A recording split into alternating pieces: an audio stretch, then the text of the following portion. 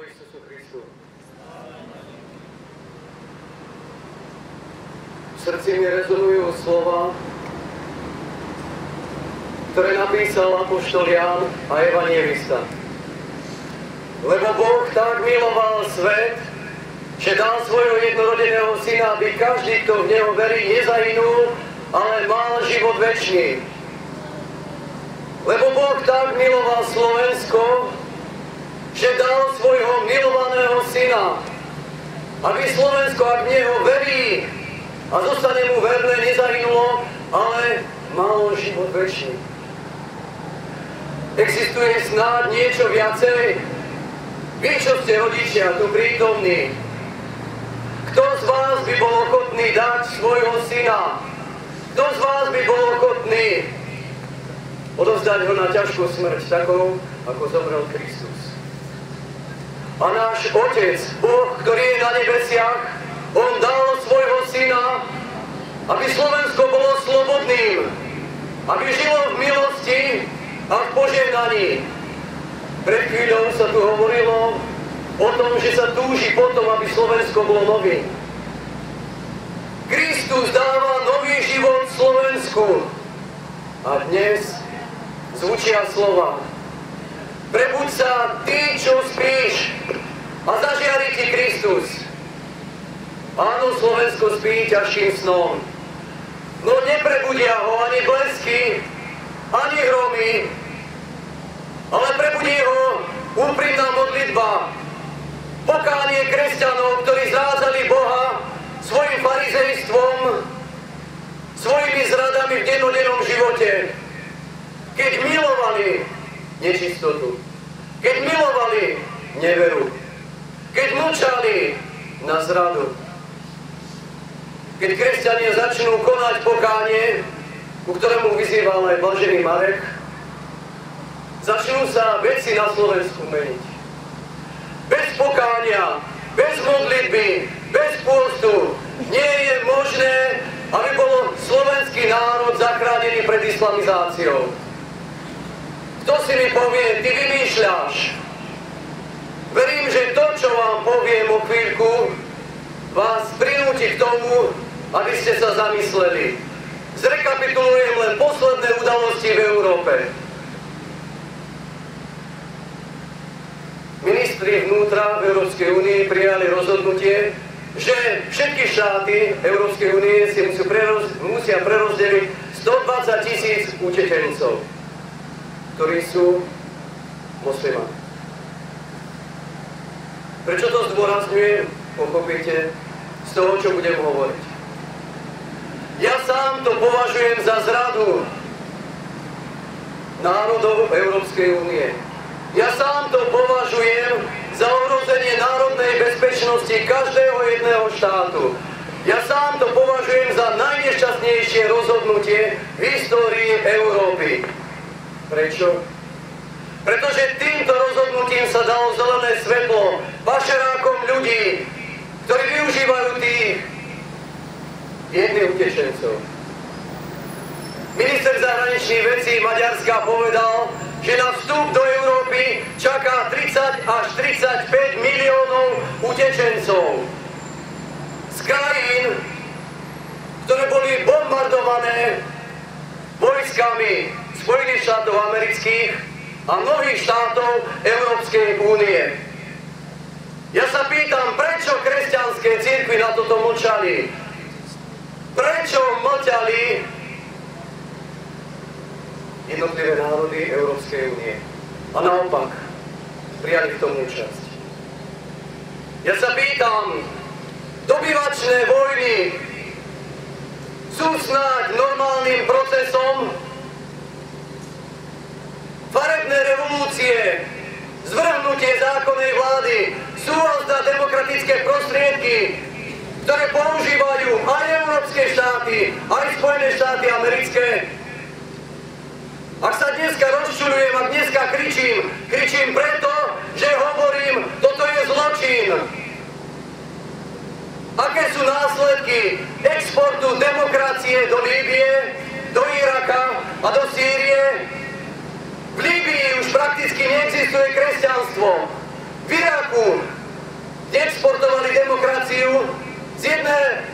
milióna kresťanov zostalo necelých 100 000. V Sýrii vyháňajú kresťanov, likvidujú ich, linčujú, zvraždia, a to strašným spôsobom. Podrezávajú krky deťom, ženám, znásilňujú ich, križujú ich. O akých hrozbách ešte mám hovoriť? A nakoniec export demokracie prispel k tomu, že vznikol islamský štát, ktorý je na dnešný deň najväčšou hrozbou pre celý svet. Ja sa pýtam, kto mal právo exportovať demokraciu do týchto krajín bombardovaním, vojnami, farebnými revolúciami a zvrhnutím zákonnej vlády, ktorá bola v tých štátoch. Toto s Bohom, s kresťanstvom nemá nič spoločné. Aké sú následky? Milióny ľudí z týchto krajín utekajú pred islamským štátom, ktorý má svoj vznik, má svojho pôvodcu, má tých, ktorí ho financujú, má tých, ktorí ho vyzbrojujú. Je dostatok informácií o tom, kto to je. Žiaľ Bohu, slobodomurárske politické elity, ktorí organizujú nielen tieto krvavé vojny, ale ktoré organizujú aj tento príval migrantov do Európy, sú zodpovední za genocídu tých národov a sú zodpovední aj za tento samovražedný proces v Európe. Tak, ako je vyvražďované kresťanstvo alebo kresťanské obyvateľstvo v týchto štátoch vďaka týmto revolúciám a vojnám, tak aj na dnešný deň sa kto si chce pokúsiť o likvidáciu kresťanstva v Európe. Následky. V Kesli sa stovky migrantov medzi sebou pobili palicami a striekali po sebe slzotvorným plynom. V Nahrejme mestský úrad rozhodol, že nemecká občianka sa musí vysťahovať zo svojho bytu, pretože ho musí dať migrantom. Nemeckí právnici sa vyslovili, že každý občan Nemecka, ktorý nesúhlasí s emigračnou vlnou, musí byť pozbavený svojich vlastných detí. Pripomínam vám, toto azda demokratický proces? Nie, toto je nová diktatúra. Ak kričím, hovorím nie proti týmto zločinom. Na dnešný deň Nemecko už praská vo švíkoch a sociálny systém už nie je schopný prijať ďalších migrantov. Zdravotný systém už nestíha. A oni chcú každý rok prijať ďalšie a ďalšie tisíce. Program slobodomurárskych politických elít. Pred 4 rokmi pán Soros, veľmi známy človek, finančný podvodník, povedal: spôsobíme migráciu a vyvoláme chaos v Európe. Na dnešný deň tvrdí, že každý rok musí Európa prijať 1 milión utečencov. A viete, kto to má platiť? Podľa jeho názoru to majú platiť cirkevné organizácie. Viete, čo sa deje v Nemecku? Organizácia na ochranu práv povedala, že v utečeneckých táboroch dochádza k sexuálnemu zneužívaniu žien a detí, pretože nikto nie je schopný tam udržať poriadok. Sú demolované utečenecké tábory. V Nemecku prijali dokonca rozhodnutie, že vysťahovali už niekoľko vojenských kasární a ubytovali tam migrantov. Strata zdravého rozumu. V Čechách v jednom utečeneckom tábore jeden utečenec z Afganistánu povedal: počkajte, až nás tu budeme viacej. Všetkým vám podrežeme krky. Vyvolávam nenávisť? Nie, ja hovorím o reálnych historických faktoch dnes v Európe. Kde sa každý súdny Slovák zamyslí nad tým, čo hrozí Slovensku. A teraz niekoľko svedectiev z môjho 6-ročného pobytu v Taliansku. Stretol som sa s migračnou vlnou v rokoch 2001 až 2004 a 2005 až 2008. Pred kláštorom, v ktorom som býval, moslimovia a Marokínci predávali drogy. Migračná vlna spôsobí zvýšenie predaju narkotík vo všetkých európskych krajinách. Ak sa niekto smeje, tak je mi ho ľúto. Ja som to videl na vlastné oči pred katolickým kláštorom v Ríme. Keď som vyšiel pred bránu tohto kláštora, tak som stretol jedného moslima, mi máva s knižkou, vyťaz oslání a hovorí mi, čítam knižku prorokov. A ja som mu zamával z Bibliu a ja mu vravím, a ja čítam Bibliu. On mi hovorí, vieš čo, teba podviedli. To, čo ti tvrdia o Kristovi, to je všetko lož. To, čo ti tvrdia o cirkvi, to je všetko lož. Uver v Islám, uver v Allaha. Ja som mu vravil, vieš čo, nechaj si svojho Allaha. Ja verím v Krista, ktorý za mňa zomrel na kríži, ktorý za mňa prelial svoju svätú krv. On je Boh, Boží syn. Viete, čo mi povedal? Začal sa mi vyhrážať a v Ríme pred katolickým kláštorom mi povedal, budeš plakať na Božom súde krvavými slzami, pretože si Ježíša Krista nazval Bohom a Božím synom. Ja na dnešný deň vyznávam pred všetkými Slovákmi, že Kristus je Boží syn, je Boh a nie je mimo Neho spásy. Toto svedčil aj apoštol Peter, prvý pápež. Aká je situácia v Taliansku? Jedného z teroristov Al-Kaidy, ktorý bol súčasťou jednej bunky v Taliansku, povedal, sociálny systém v Taliansku umožňuje, aby my sme sem voľne prišli, oni nás zabezpečia, dajú nám jesť, dajú nám byt, postarajú sa o všetko. Charita nám podbá, čo nám chýba. A pokiaľ my sa tvárime tzv. Slušne, pokiaľ my platíme dane alebo poplatky, ktoré treba, nikto sa nezaujíma o to, čo robíme. S utečeneckou vlnou prichádzajú tisíce teroristov Islamského štátu. Ja sa pýtam, akým právom mali ľudia v Európskom parlamente právo ohroziť národnú bezpečnosť každého jedného štátu Európskej únie.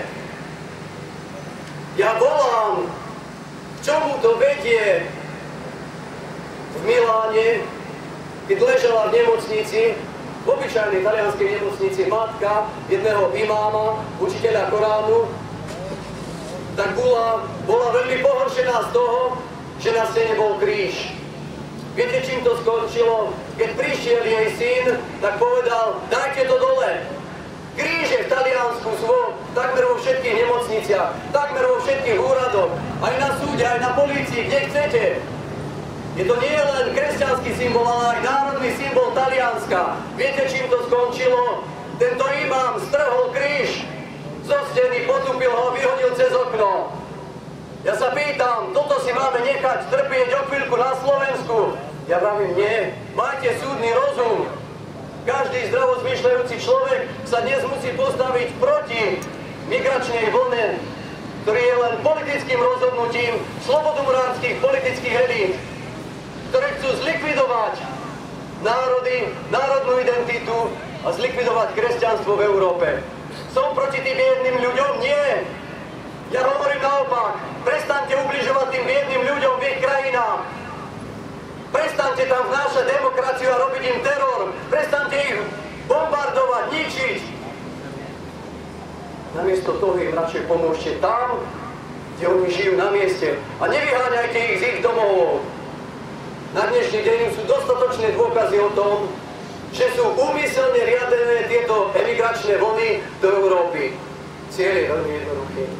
Každý zdravosúdno zmýšľajúci človek vie, kam to speje.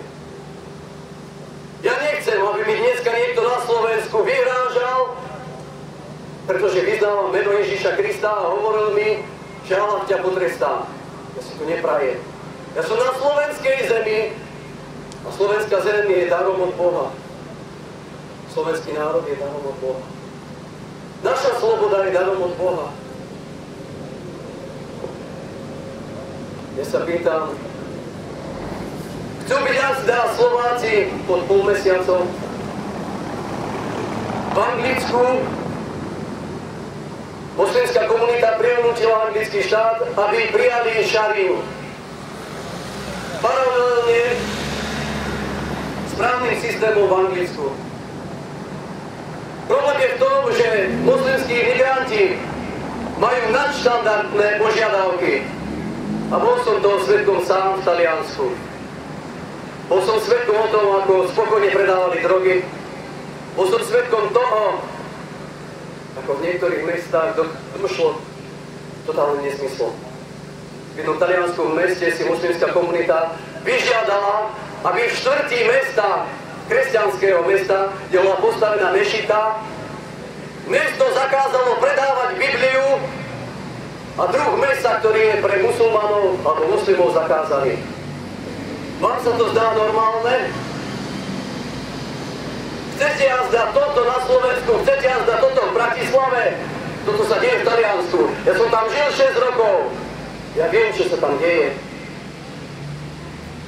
Považujem za stratu zdravého rozumu, ak rehoľníci v istom nemenovanom talianskom meste robili zbierku na výstavbu mešity. Považujem za stratu zdravého rozumu, ak v niektorých katolických farnostiach v Taliansku prenajímali farské priestory moslimskej komunite na tzv. Modlitby. Boh islámu nie je Bohom kresťanov. Biblia a Korán dajú jasné svedectvo o tom, že Allah nie je trojediným Bohom a trojediný Boh nie je Allahom. Bohužiaľ, existujú zradcovia v cirkevných radách, ktorí slúžia slobodomurárom, ktorí tvrdia, že Boh, Allah a trojediný Boh je ten istý Boh. Je to zrada Krista a jeho svätej a nevinnej krvi. Boh je jeden. Jediný. Kristus nemá nič spoločné s Allahom. Ten muslim, ktorý sa mi vyhrážal pred dverami katolického kláštora v Ríme, mi vydal jasné svedectvo, že on si je vedomý, že jeho Allah nie je trojediný Boh. A že môj trojediný Boh nemá nič spoločné s jeho Bohom. Čo mu dneska volá? Ak blažený Marek vyzýval Slovensko k pokáňu, vyzývam ho aj ja. A prosím, smierte sa s Bohom. Boh nám dal službu zmierenia. Ak Slovensko nebude konať pokánie, zahynie a bude pod polmesiacom. Áno, dnešná migračná vlna je Božou metlou za všetky hriechy kresťanstva. Dnes kresťanstvo, ktoré sa žije v Európe, je odpadlickým kresťanstvom, ktoré s Bohom nemá nič spoločné. Životný štýl kresťanov nemá nič spoločné s evanjeliom Ježiša Krista. Žijú v nečistote, milujú tento svet, zrádzajú Boha, nevážia si slobody, nevážia si rodiny, zabíjajú svoje deti abortami, potratmi. Vysmievajú sa z Boha a prikrývajú sa z ním. Robia to aj kresťanskí politici, robia to aj radoví kresťania a bohužiaľ to robia aj cirkevná hierarchia. A už len jedno vyjadrenie k rozhodnutiu Františka, aby katolická farnosť, každá jedna, každý katolický kláštor a každé katolické pútne miesto prijalo aspoň jednu moslimskú rodinu. Je to podobná zrada, ako je zrada Judáša Iškariotského. Kým štát zbiera migrantov do utečeneckých táborov, František I sa usiluje o 100% islamizáciu všetkých európskych štátov. Totižto farnosti sú vo všetkých veľkých mestách a vo všetkých väčších dedinách.